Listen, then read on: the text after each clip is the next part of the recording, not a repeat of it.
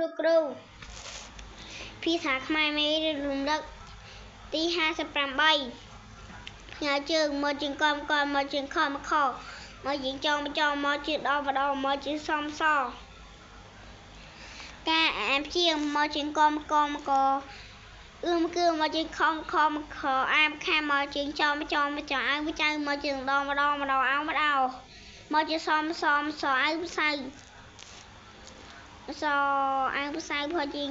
មកជាងកំកអ៊ូនគោះមកជាងខអាមខែមកជាងចងចៅអេផ្ចេមកជាងដម្ដងអាប់ដាំមកជាសំសអើផ្សៅ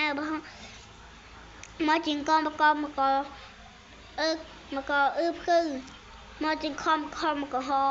ខអូមកខោមកជាងចមិនចអេចេះមកជាងដម្ដងអេម្ដេះមកជាសំដអេម្ដេះមកជាសំសអមសុំ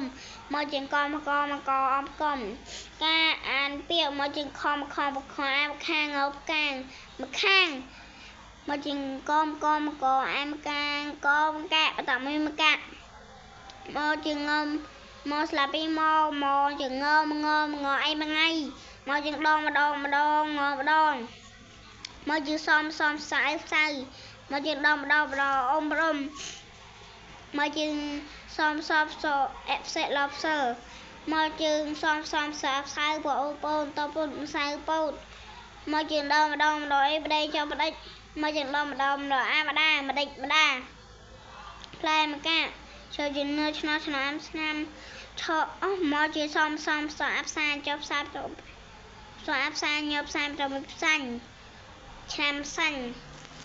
ហើយជាចំចោះម្ចាស់ផែនដីការអានរបស់ខ្ញុំលៀបម្សៅម្ដងម្កាលម្ចាស់ផ្ទះលក់ម្កាក់នៅបដងផ្សាបើសើមិញម្ដាយខ្ញុំចាត់ម្កាក់ងុកដៃម្ខាងមុនដៃម្ខាងការអានតបខ្លីផ្សារដើរម្កាក់ផ្ទះម្ដាយខ្ញុំនៅរំផ្សារដើមម្កាក់ផ្ទះម្ដាយខ្ញុំនៅផ្លូវម្ខាងហើយផ្សារដើមម្កាក់នៅផ្លូវម្ខាងទៀតម្ចាស់ផ្សារដើមម្កាក់ជាបងជាដូនមួយរបស់ម្ដាយខ្ញុំដូច្នេះហើយតើម្ដាយខ្ញុំជួយមើលខុសត្រូវផ្សារដើមម្កាក់ម្ដាយខ្ញុំថែម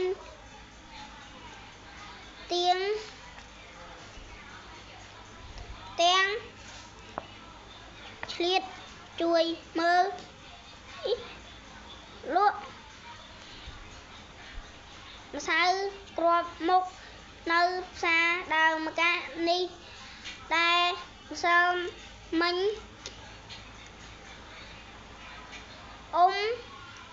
ម្ចាស់ផ្សារមកលេងម្ដាយខ្ញុំយូរម្ដងដើរទៅពួកគាត់បានជួយគ្នាម្ដាយខ្ញុំប្រាប់ថា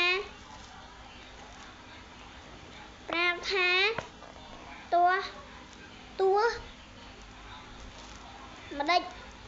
ម្ដីឃើញគុំផ្លិចគ្នា